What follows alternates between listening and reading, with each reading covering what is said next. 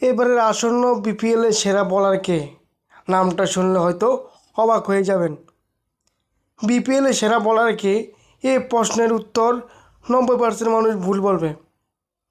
আজ নামটা বলবো, শুনলে সত্যি অবাক হবে। অনেকে ভাবে বেশি যে উইকেট নেই সেই সেরা, কিন্তু বিপিএলের মতো টুর্নামেন্টে শুধু উইকেট না, টাইমিং, চাপ আর ম্যাচের মুহূর্তগুলোই হলো আসল।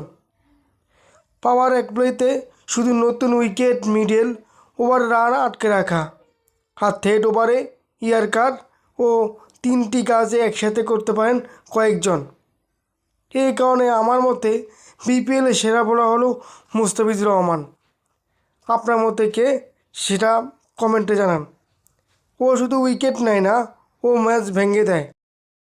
বড় ম্যাচ, বড় ব্যাটসম্যানস আর চাপের মুহূর্তে এই জায়গাতে মুস্তাফিজ আলাদা।